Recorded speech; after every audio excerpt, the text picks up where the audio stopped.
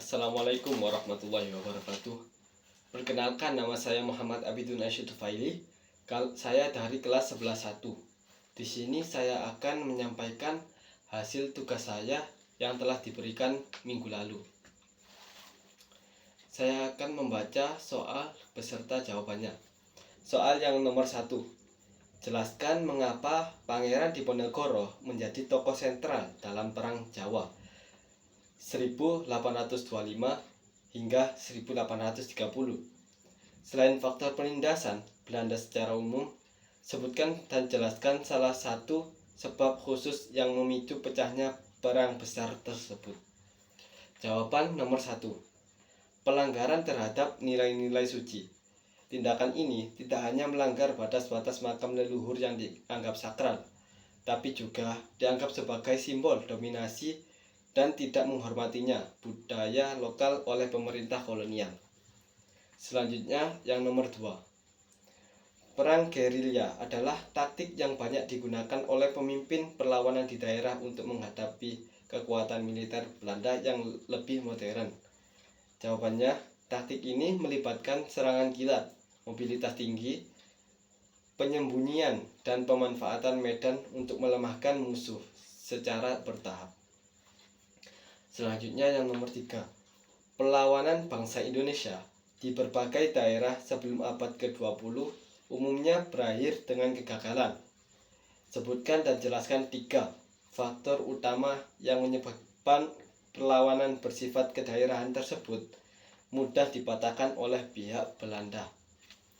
Jawabannya, faktor yang pertama, perjuangan bersifat kedaerahan. Di masa penjajahan, rakyat Indonesia kala itu belum bersatu seperti sekarang. Hal inilah yang dilandaskan untuk membebaskan daerah masing-masing dari penjajah. Faktor yang nomor 2. Perlawanan tidak dilakukan secara serentak. Hal ini disebabkan oleh kurangnya rasa persatuan dan kesatuan yang dimiliki oleh rakyat Indonesia. Soal yang nomor 3, masih bergantung pada pimpinan. Dengan kata lain, jika pemimpin perlawanan gugur, maka pasukan atau anggotanya akan kacau atau mundur. Selanjutnya, soal yang nomor 4. Perang Aceh dikenal sebagai perlawanan terpanjang dan terberat bagi Belanda. Jelaskan latar belakang utama terjadinya Perang Aceh, termasuk Perang Perjanjian Internasional, dan sebutkan salah satu tokoh wanita yang terkenal perangnya dalam perlawanan tersebut. Jawabannya yang nomor 4. Latar belakang dari Perang Aceh adalah Belanda ingin memperluas kekuasaannya di Hindia Belanda, termasuk Kesultanan Aceh yang saat itu merupakan negara merdeka, dan salah satu tokoh yang berperan dalam perlawanan tersebut adalah Cut Nyak Dien. Selanjutnya, soal yang nomor 5.